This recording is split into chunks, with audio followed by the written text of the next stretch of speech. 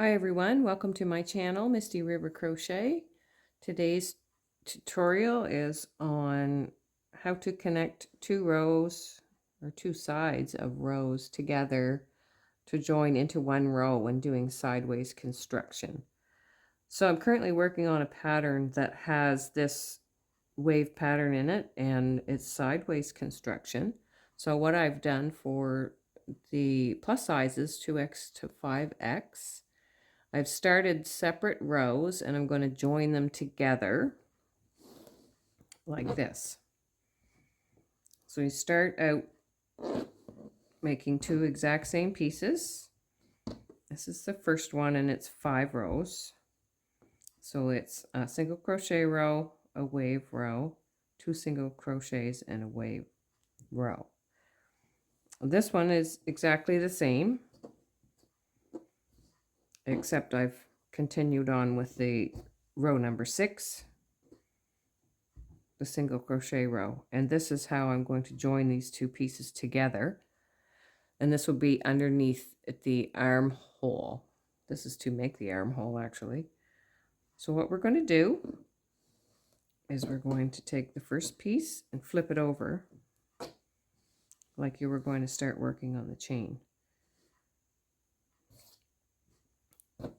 This will be row 6 on this. This will be the back or front, and this would be the back or front. With this pattern, it doesn't really matter because the front and the back look exactly the same. There's no really right or wrong side. This is how we join them together. So I'm going to do a couple of my last single crochets on this row, and that into the cluster like that. And you just start with your single crochets right in your chain, the first chain. As you can see, I've ripped this back already because I did it a few times first. And I like to go in the back bump of the chain, but it doesn't matter. You do however you like to do it. And we're just going to start right off like that with a single crochet and single crochet across the whole chain until we get to the other side. I like to do a few single crochets and then pull my tail through. And I do that right here where the last single crochet was in the row below. Just like that. So I'll finish crocheting across here and I'll show you what it looks like. So I've come to the end of the chain. And we're just going to continue on in the first stitch here and finish our single crochet row all the way across and turn and come back. And I'm going to do this row, which is a single crochet, and I'll do another single crochet row all the way back, and then I'll do a wave row and show you how the stitch repeat works for the alternating wave row. And then at the end of the video, I'll show you how we're going to even these waves out for when we do the seaming of the sides. So I'll be back shortly with you.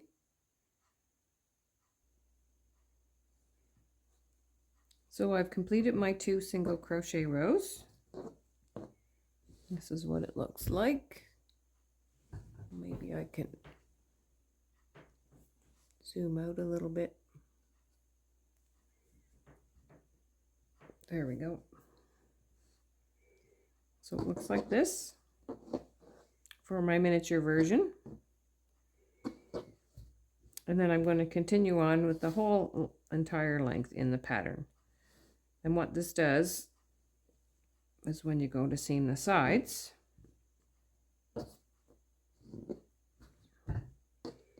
you'll have the sides here, and this will be your armhole here, and then it will be fold, like you'll fold it in half just like this, and this is going to be your opening for your armhole where we'll put the sleeves, this section right here. But this is not going to be flat like this once you keep going with the alternating wave pattern. So at the end of the pattern, when the whole rectangular pattern is done, we go around to each side right here and even these wave rows out. So we're going to put stitching to make it flat like that. So you'll see that in the what I call evening the rows, evening the wave rows. So it's much easier to seam together. So here's how the stitch pattern works. At the beginning and the ending of the row, you're kind of halfway in the middle of the repeat, so it's a little confusing at first. But here's where your repeat is. It's from shell to shell. The right side up shell is not the upside down. So this is the 16 stitch repeat right here. So what we're going to do is we have to double crochet 3 together right at the very start. So I do that by using a stacked single crochet and 2 double crochets, and this is how I do it. You could use a chain 2 or 3 here if you wanted to, instead of trying to put a stacked single crochet and 2 double crochets together. If you find that easier, it doesn't really matter because this is the bottom of the sweater once you get it all seamed together, and there's going to be an edging right here anyway. So you won't be able to tell the difference. So whatever you're comfortable with. So we need to double crochet the first 3 stitches together to begin the row. So this is how I do it. I do my stacked single crochet. I chain 1 here.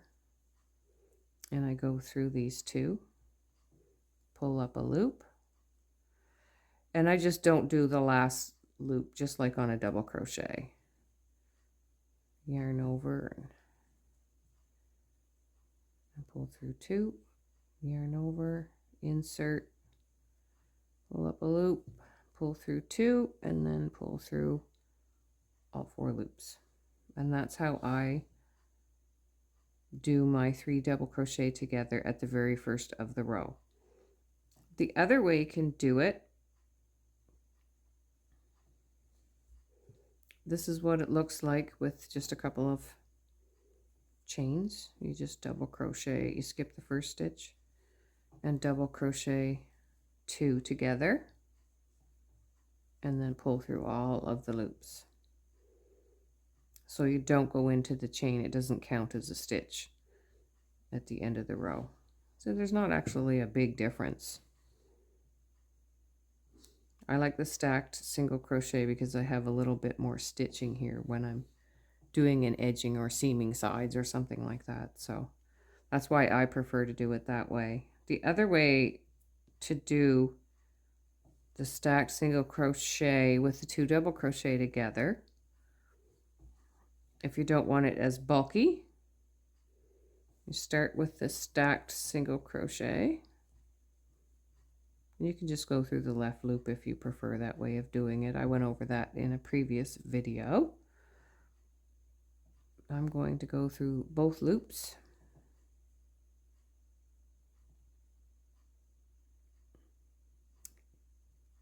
And you don't even have to yarn over if you don't want to. You just next stitch, pull up a loop, next stitch, pull up a loop, go through 2, and then go through all 3. And then your stitch isn't as bulky. So that's how you do the 3 double crochet together at the beginning of a row. So after that, there's always a chain 1 in between every stitch that you do for this pattern. So we'll chain 1 and skip 1 and double crochet, chain 1, skip 1, double crochet, and we're going to chain 1, and then we're going to put 5, skip 1, put 5 double crochet into that next stitch. 1, 2, 3, 4, and 5, and chain 1.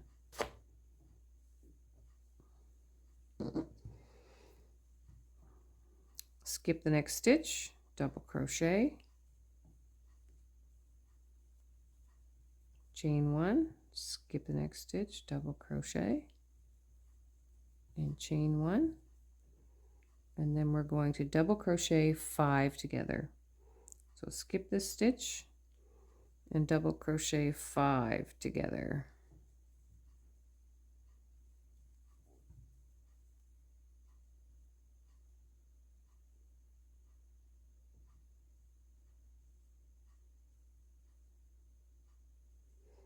Let's try that again. 1, 2, 3, 4, and 5. Pull through 2 and then pull through all of them and chain 1. Skip the next stitch, double crochet, chain 1, double crochet, chain 1, skipping a stitch in between all of them, and then we're going to do 5 double crochet in the top of the next shell in the 1 single crochet stitch. 4 and 5. So that's what it looks like.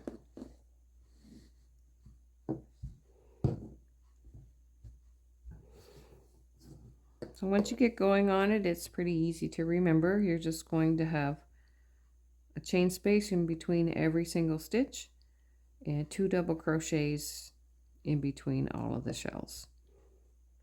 3 chain spaces and 2 double crochets in between all of the shells. I thought I would show you when you get to the section where we joined the 2 pieces together. We had 3 double crochet together right here. But now that it's joined together, this is going to be 5 double crochet together, just like these stitches over here. So don't let that be deceiving. It's only 3 here, but you're going to have 5 across here. So it's going to be thicker than the one 3 rows below. So we're going to do 1, 2, 3, 4, and 5. Through 2 and then pull through all, chain 1. So that's what it looks like with the 5 double crochet on top of the 3 double crochet from the previous rows below.